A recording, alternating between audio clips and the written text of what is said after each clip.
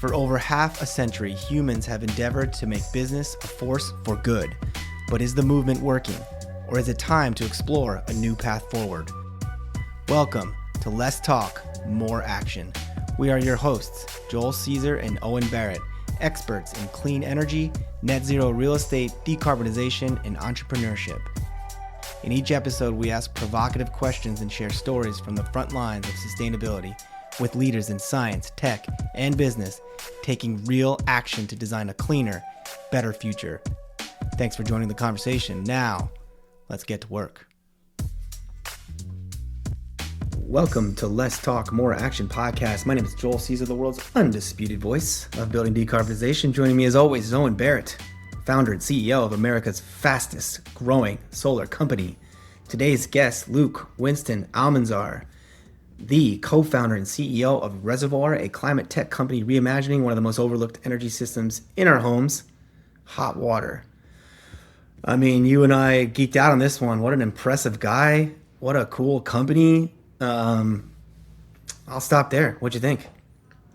Yeah, I mean, we get these founders on our show that are building things that after you hear them are such obvious no-brainers.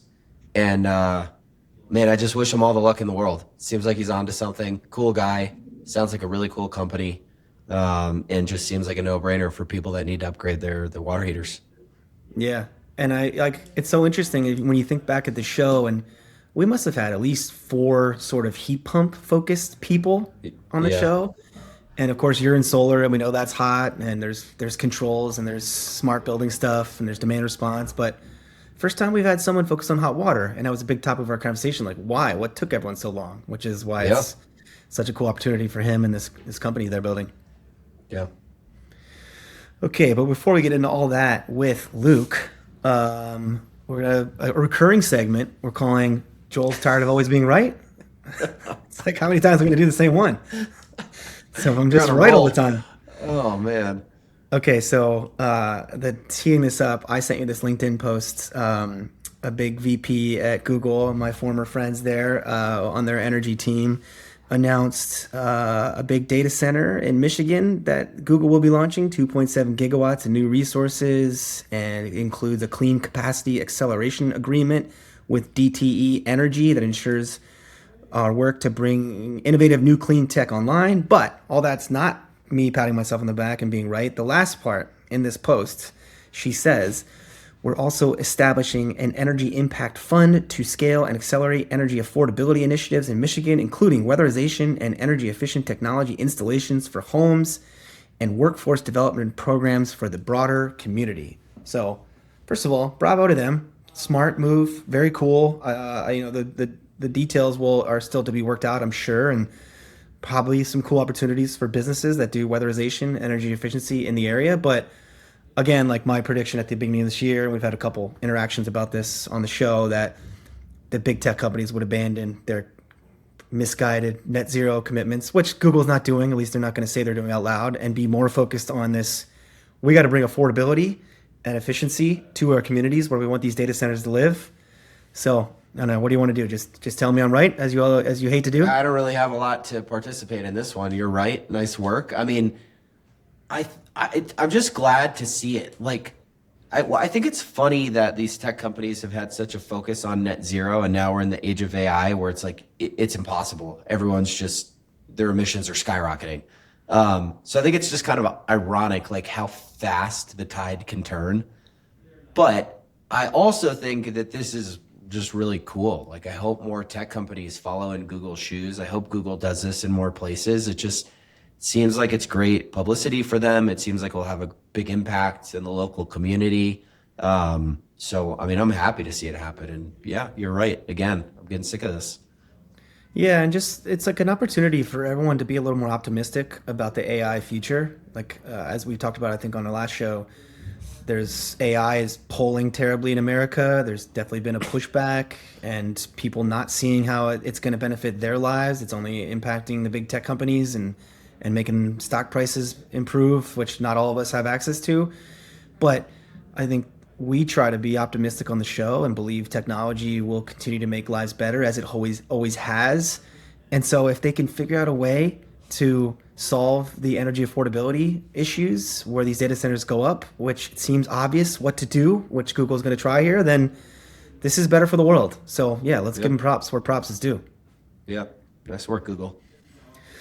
Nice work, Google. Nice work, Joel, being right as always. And What was we'll my wrap. prediction at the beginning of the year? I'm waiting for me to be right. Yeah, do you remember? I don't remember. I think it was Yeah. about rising electricity prices. I don't know. I'll have to rewatch the episode. Yeah. Well, I'm sure it was fascinating. I'm just a lot more modest. I don't need to celebrate my wins publicly. Hey, we're podcast hosts. We're not here to be modest. All right. On that note, let's jump into our conversation with Luke Winston-Almanzar.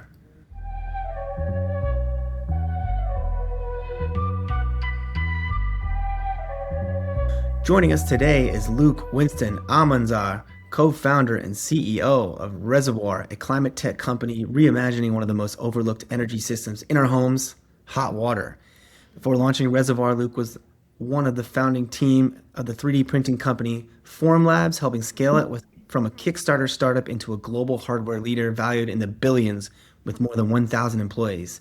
Today, he's bringing that experience building intelligent hardware to the electrification of homes, developing next-generation heat pump water heater systems that dramatically cut energy use while improving comfort and reliability.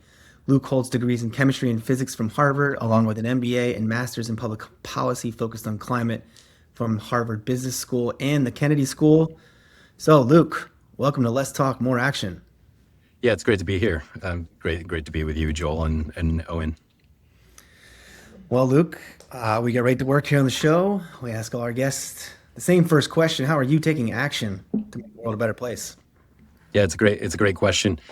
I'm with my co-founders Jake and Gabe. I'm building Reservoir, and so I guess we have the philosophy that if you have an impactful product, a positively impactful product, building a big successful business is a great way to make an impact on the world.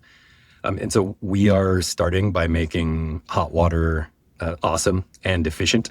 And we kind of have the philosophy that we care a lot about sustainability, we care a lot about affordability, and things like that. And to actually win, to make a big impact, we need to make sustainability awesome, which means better products, better performance, better cost, stuff like that. And that's how you win, not just good with some friction.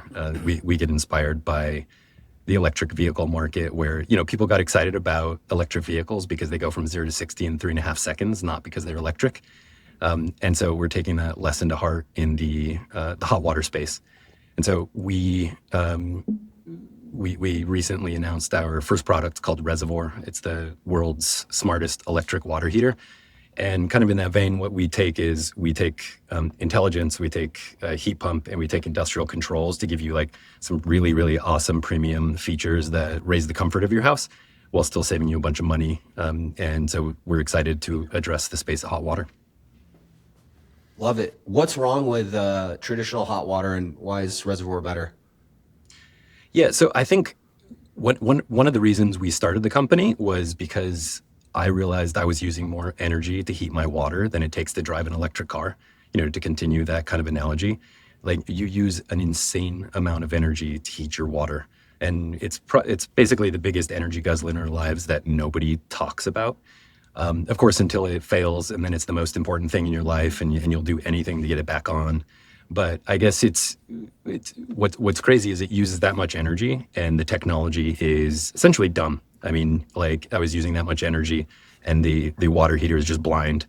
And I can talk to my watch. My air fryer is smarter than my water heater, and yet my water heater uses hundreds of times more energy than my air fryer. And so it's time to get like 21st century technology into it. So like if you're taking like a basic example, like if you're using an electric resistance water heater in Boston, you're spending about $1,500 a year to heat your water. The Energy Star sticker or the Energy Guide sticker will tell you less, but it doesn't know Boston's electric rates. And so you use an insane amount of energy. Using Reservoir, you get like some really awesome premium features. Like we call it the no wait shower. So we can actually warm up your shower, warm up your faucet before you even get in.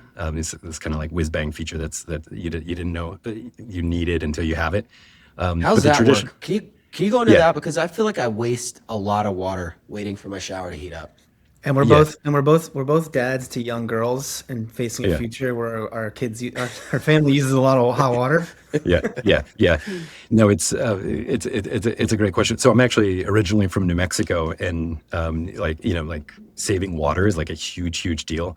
It would take like 2 or 3 minutes for a shower to heat up, and you're just like dumping water down the drain. Yeah. Yeah. So like Yeah. the average family wastes probably on the order of like 4,000 gallons of water a year, just like with their hands Whoa. stuck out, just like Yeah. waiting for the shower to heat up. So what recirculation does is you create a loop in the house, so you can actually pump warm water to the faucet before you even turn it on. So when you turn it on, it's hot and you don't waste water. In some places that it's actually required by law to save water. The big problem with it is it's burning a crazy amount of energy, right? You're just like heating your pipes like all day long. It's kind of like having a taxi drive around your house like all day long for like the one moment where you actually need to take it. And so if you have intelligence built into your system, so that's what Reservoir has. So Reservoir has predictive intelligence. So it essentially learns your behavior. Like, so Owen, it learns you're an early riser, so you shower every day at 6 in the morning. So Reservoir can prime your shower and not Oh, waste a cool. bunch of energy the rest of the day. So Super. It's like Nest for showers.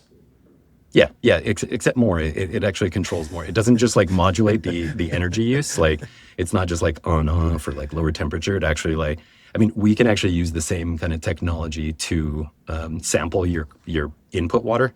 So like if you're on vacation, we can sample your cold water and say, hey Joel, your pipes are on the verge of freezing, and then we can Whoa, actually do that's something cool. about it and actually pump warm water into the pipes. And so we have a bunch of these like features that is like higher comfort. We have what's called party mode, so we can get way more hot water out of the system. But because it's intelligent, we still can save you a bunch of money. And I think that's one of the great reasons to add intelligence. You can get more with actually less energy, right? Joel, can I ask one more question just because it's top of mind because You're we're designing a house again? you're really hogging the interview here I so know, far, but I know, go but I ahead. got asked way better questions, so it's gonna work out for the audience. Yeah, I do like you better, Owen. It's good. So we had I can't remember his guest, but we brought someone on that was he was a heat pump contractor, and we talked about Hmm. it was called a spark plug Spark gap. spark Yeah. gap. Yeah. So I'm Shreyas. assuming the spark gap challenge exists when you compare. Again, big assumption here, but when you compare like a gas water heater to an electric water heater, but then if you throw in the intelligence with an electric water heater, do you eliminate that added cost going from heating with gas to electric? Yeah, so the spark gap being is just even if it's more efficient, gas is so cheap that it still doesn't make Yeah. as much sense. So it's going to depend on a lot of things. So one, a generic electric resistance water heater is like the worst way you can heat your water because it's super expensive. You have a maximum efficiency of like 95%. Well, Wait. We're gonna do my house too. Owen and yeah, I do this to all our guests. yeah, We do. My house is currently heated by oil, yeah. and my hot water is right next to my furnace, and that's oil. So is electric resistance worse than oil? Yeah, I'd say electric resistance is worse than oil. I mean, it's going to depend on your electric rates, but like in Boston, it's the most expensive way to do it is electric resistance. The next is like oil and propane, and then like natural gas. And to address your question on the spark gap, what you actually do need is so once you add a heat pump, you can get just crazy high efficiency. But because you can plan around it, you can actually get a like higher average efficiency. What a lot of people don't realize is when like with a generic like heat pump water heater, the lab rating is not what you actually see in your house. But with intelligence, so basically like with perfect information, I can approach perfect efficiency, right? Yeah. And so with that, what we've actually proven, like the water heater I was previously super excited about was a tankless gas system, and that's like efficient and cheap. We actually now beat that from an operating cost system. So like a tankless gas is an on demand. A lot of people refer to them as like instant water heaters, but it's not actually the same as an instant water heater. What they give you is they heat on demand. So they just like toss a ton of BTUs all at once to heat the water. And with the cost of gas, they tend to be pretty cost efficient, but Reservoir can actually beat them. So Cool. Love it. yeah, Yeah, very cool. Let's go back to you helping us redesign our homes in a yeah, second. But I'm going to ask a question. I don't know if you noticed, you caught it. Like when you were doing your answer to the first question, Owen and yeah, I were like both nodding, like more than we usually do. I'll admit. Like we always love our guests, and the first questions usually gets great answers. But like couple things you said that we just really love, both of us love, and it's a theme of the show that we really love when our guests say, which is if you care about the planet, if you want to have an impact, the best way to do it is to create a business that achieves outcomes that would be achieved because the product itself succeeds, not because people feel morally obligated to do it. And so just like loving that idea and really leaning into it. And I guess the way I want to ask the question is, how did you get here? Like, why Reservoir? If I'm looking at Form Labs, you went from looks like a great company, very technology focused, but now you're in the impact world. Like, what motivated you to go here? Why here? Yeah. I guess it's kind of going back to my education. So like I wanted to be in the climate and energy space previously. Like I studied, I got a master in public policy and climate policy, as well as focused my business studies on energy business. And I spent a hot second in a company you probably never heard of called Siemens. So they have a big clean tech portfolio. Never heard of it.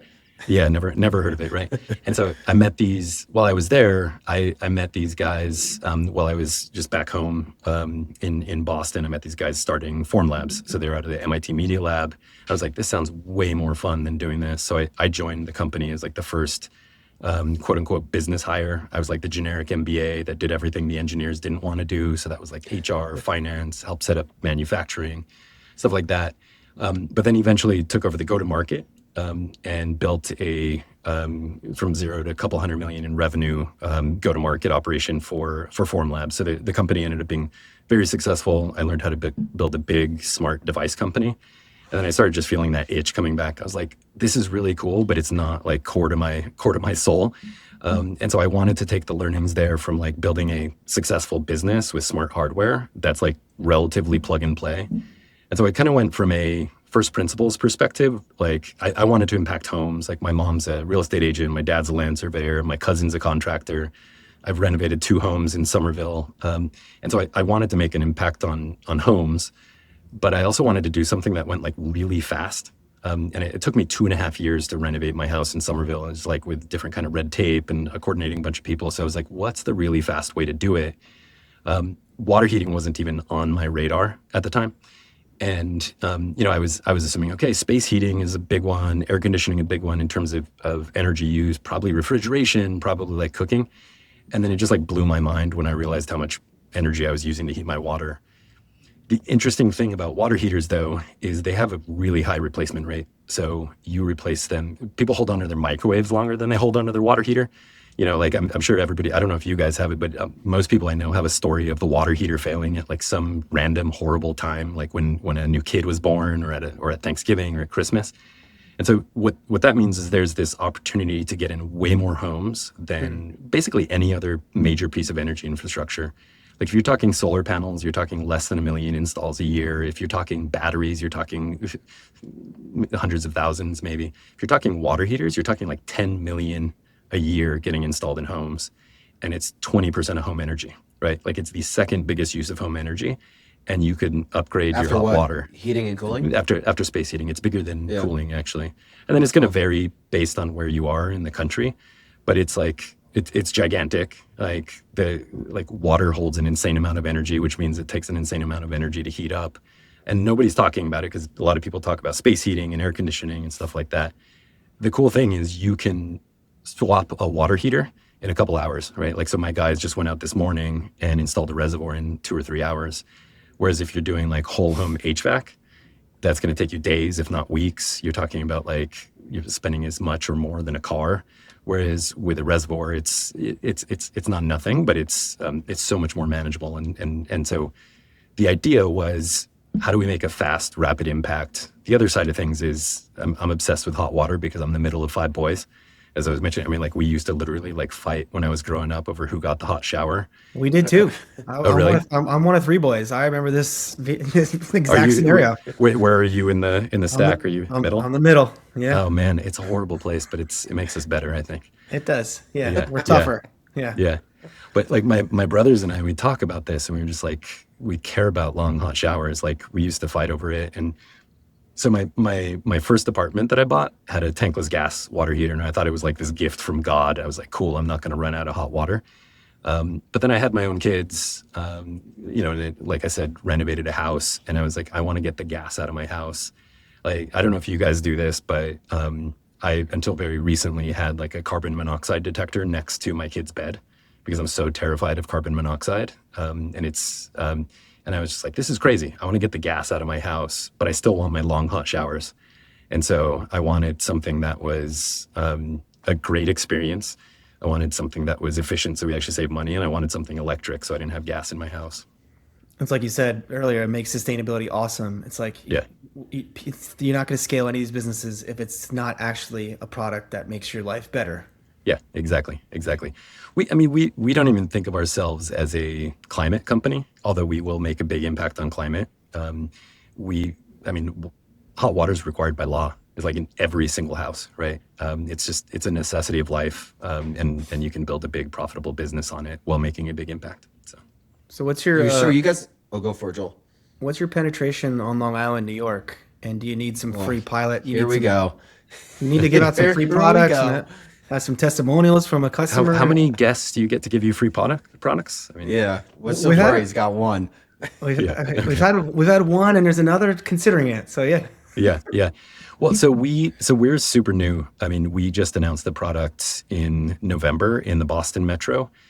So there's a couple things we're doing different. Like we're integrating some awesome technology and intelligence into a heat pump water heater.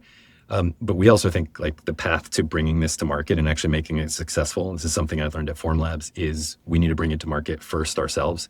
And so we actually have our own install team. And what we're doing is we're kind of making two products in Boston. There's the hardware and then there's the home service experience.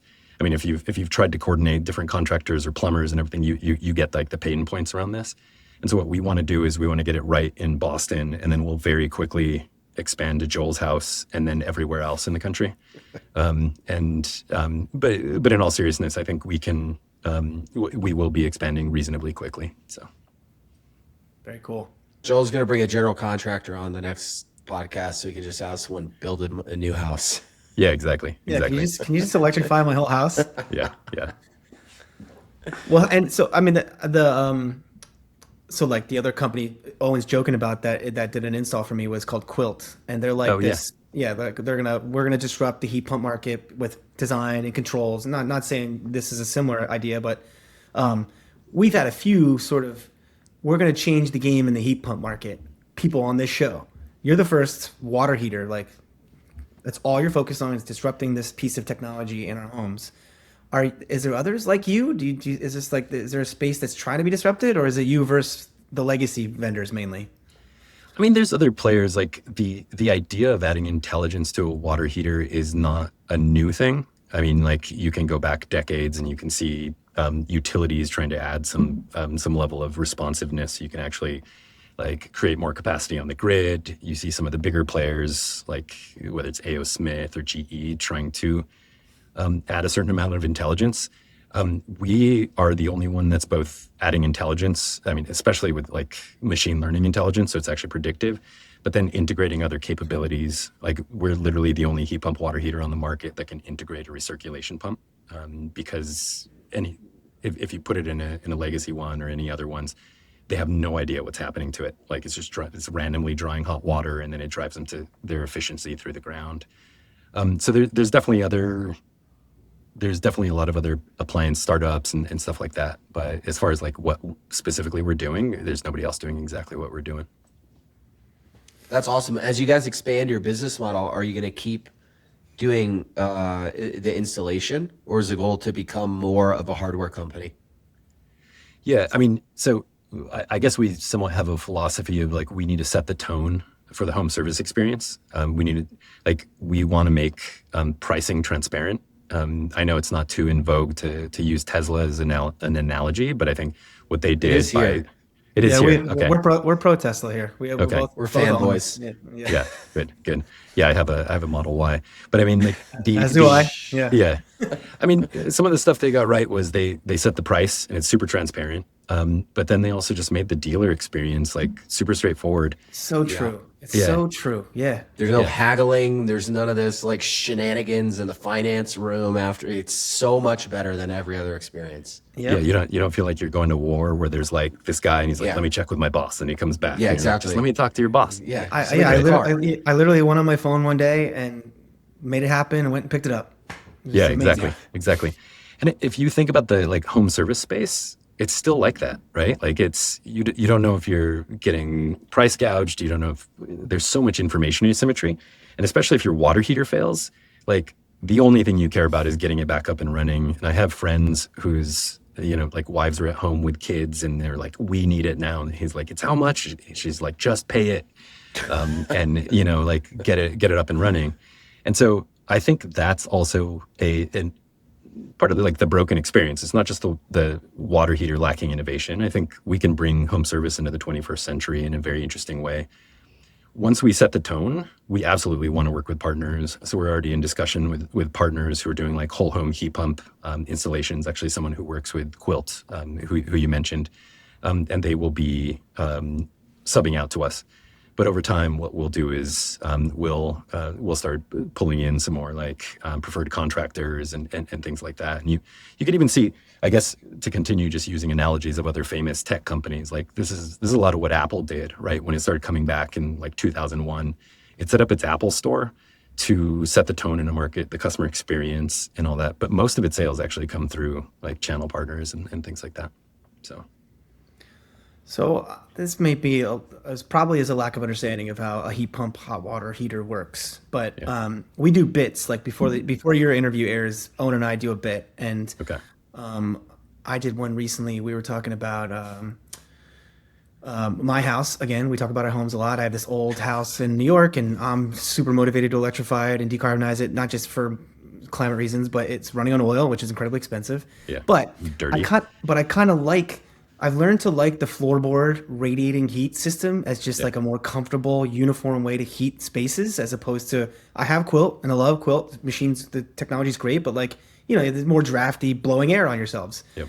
And learned about I forget which company it was. Someone is creating or launching an air to water heat pump system that ideally could retrofit like my boiler based radiating system. And as you probably know, as an expert in Yeah. the space, it's hard to do that with a heat pump because that water for that heating system to work, it needs to be super hot in those pipes for me Yep. not to have to swap out my pipes. So all that to be said, is this like transferable what you're doing? Could your water that you're putting in the heater also go in my pipes? Yeah, I'm kind of smiling as you say that because we're starting with hot water, but we absolutely want to get to whole home heat. And I guess the really nerdy way we think about it is we're storing energy in the tank of water. We're storing the heat in the water so you can use it whenever you want. Like you don't care if we heat your water at 3 a.m. You care when you get your shower. With a bigger tank of water and some bigger heat pumps, you can do the exact same thing for heating. And I agree with you, Joel. Like hydronic heating is like the best way to do it. I wish I would have done my house this way with like the underfloor heating and stuff like that. So our technology will eventually transfer to that. And make a great experience, better than like blowing air over you. Although there's different ways to plug into ducted systems as well. But what that ends up enabling is because you have this tank of water and you don't care when we heat it up, you can actually use like time of use energy rates. So like if there's an off-peak energy rate, you can heat your. This was gonna. I got a note right now. This is gonna be my next question. Yeah. So, yeah. Okay. So I'm jumping right in. Well, so like if you think about it, like so water heating is roughly 20% of home energy, so it's huge. Space heating is roughly 40% of home energy. So if you store 60% of home energy in tanks of water, and you heat it when electricity is clean or cheap, like if you have solar panels on your roof, or if you have off-peak energy rates, in some places there's like a 10x difference between off-peak and on-peak.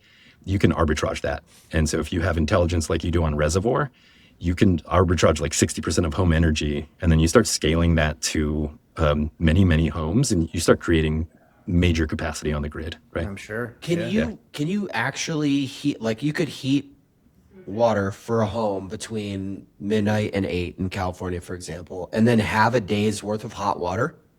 Or well, I'm not super familiar with how much water you store and how long it stays heated in the tank, but is that how you think about it? Yeah, that's exactly. I mean, I hesitate to use the analogy of a thermal battery. Some people say thermal battery, like you store energy and you use it later. But the reason I hesitate is because some people start thinking you can generate electricity or something. But like what it is a heat battery. You hold heat. And so in a tank of water, in a reservoir, we have great insulation. And so it's has a really low standby loss, and so you can hold it for 12 hours, you can hold it for more. Well, We also have a mixing valve built into our system, so we actually can do like two different things to get you a lot more hot water. We have a mode called party mode, and so you can get up to 150 gallons out of it, even though it's only a 50-gallon tank. And so one of the ways we do that is, and we're not the only ones that do this, but one of the ways we do that is we heat up the water in the tank to call it 150 degrees Fahrenheit, and we mix it through a mixing valve. But then we actually have additional heating elements so that we can more dynamically play with which heating element is heating the marginal amount of hot water. And so then we can end up getting you a ton more hot water than basically any system of comparable size on the market. So cool. Yeah, I mean the time of use question I was going to go to because I was at a company called Block Power last year. Have you heard of Block oh yeah, Power? yeah, yeah. Yes. So it was very much like a trying to be a turnkey electrification company focused on low income housing. But we had this interesting financing mechanism through one of the bank relationships where we kind of had some liberties to finance anything related to electrification.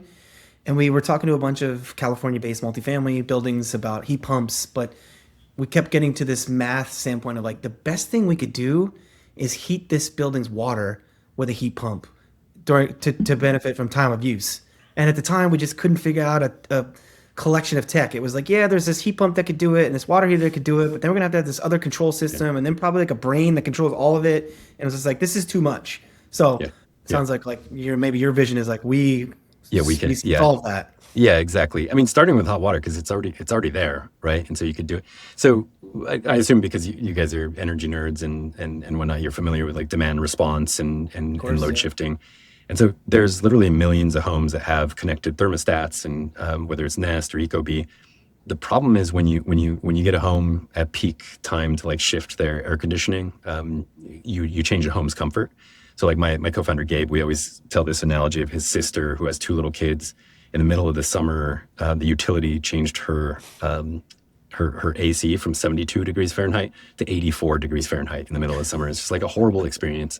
Yeah. And so people either opt out or they're mad at the utility, right?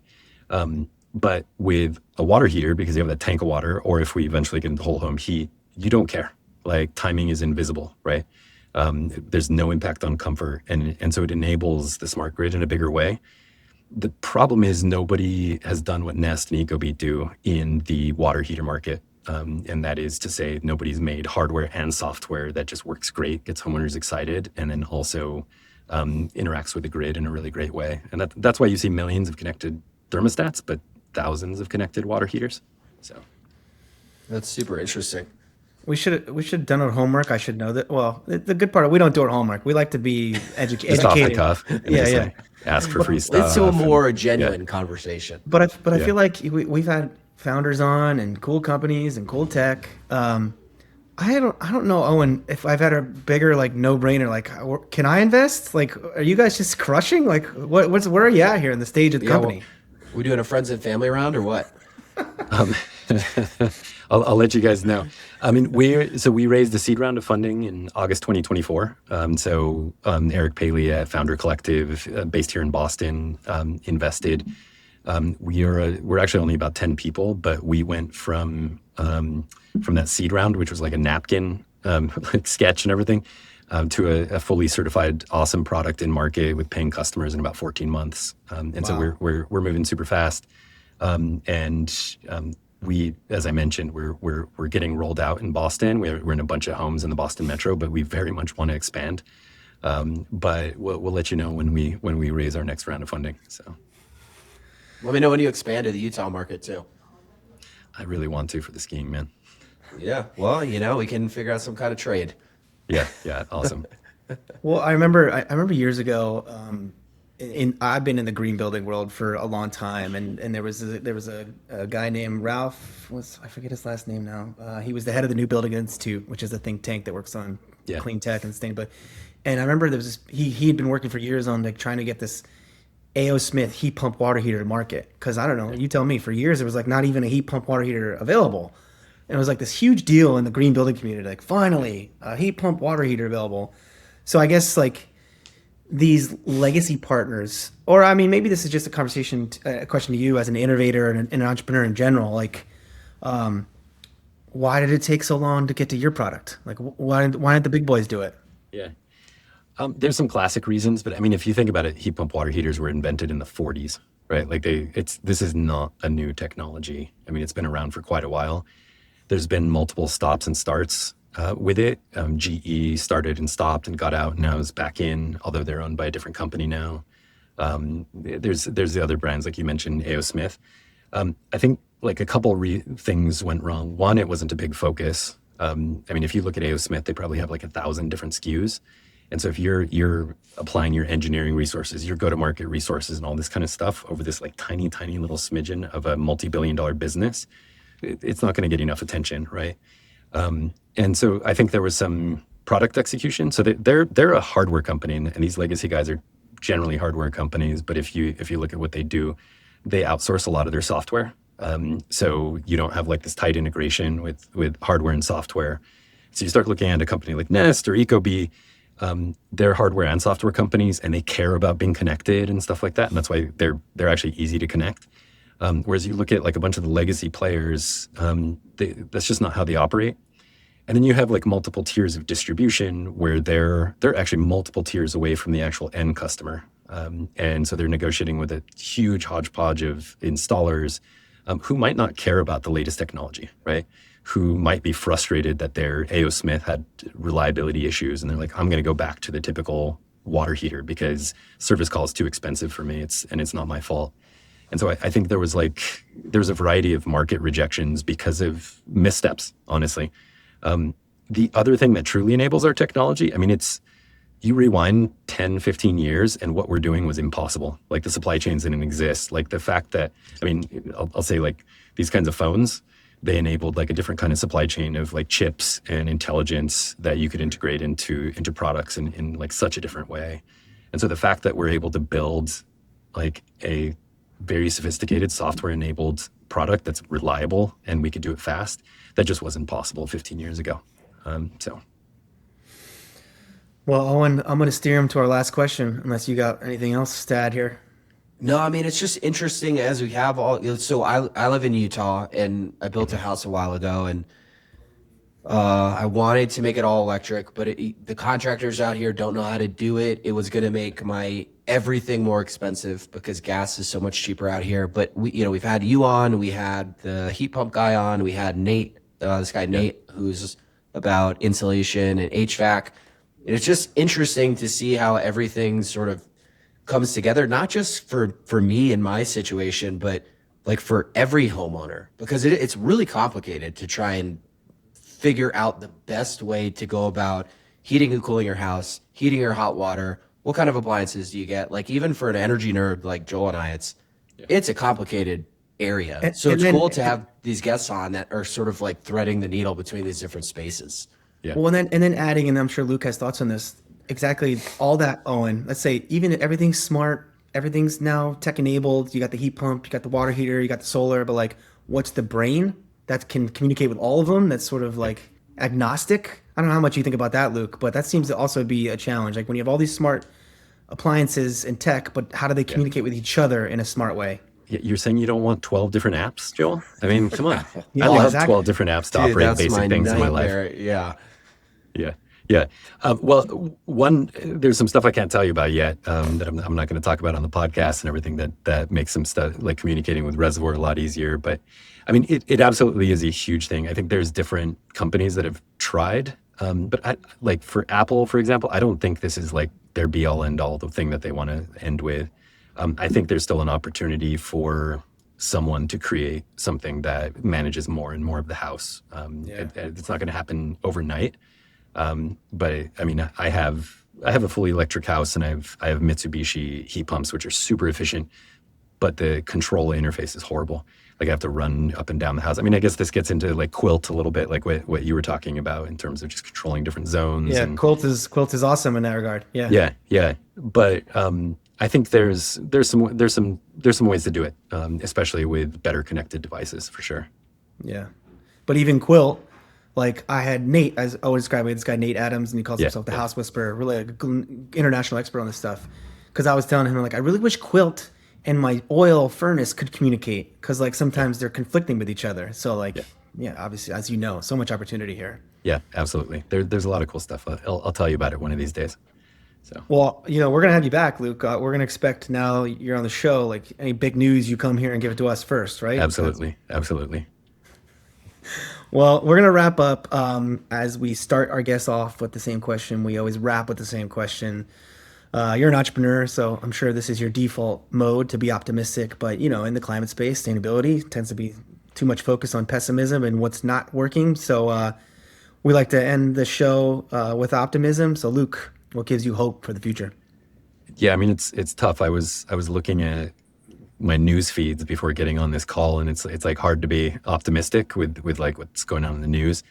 I think particularly in the sustainability space, I think like it's kind of like building companies. Like the sustainability movement has gotten a lot of battle scars over time, and I think that there's a lot more people that are being super practical.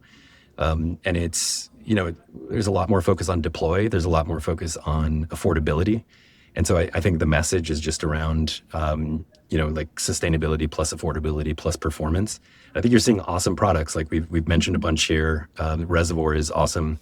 The solar curve is amazing to look at, and it's just because it's better, it's faster, and so I think there's a lot more people that are just like we're building real businesses that happen to be sustainable. So it's awesome. Well, Luke, it's been a pleasure. Thanks for coming Yeah. on. Congratulations on what you built. We'll be rooting for you here. And on that note, anything to plug? Like if people listen to the episode and are like, I want a reservoir, do they go to your website? They have to wait for you guys to get out of Boston? Yeah, come to reservoirhome.com, sign up for a newsletter if you're outside of Boston. If you're inside Boston, and especially if you have an electric resistance water heater, let us do you a favor and save you a bunch of money. So feel free to reach out. It's at reservoirhome.com. Well, that's a nice final plug. Thanks again, Luke. Thank you, Owen. Thank you to our audience for joining. You can find Owen and I on LinkedIn, usually actively antagonizing the more talk, more complaining sustainability crowd. You can find this podcast and more great content at letstalkmoreaction.com. If you like the podcast, please subscribe, like, and share with your friends. And until next time, we encourage you to ask yourself, what are you doing to take action to make the world a better place?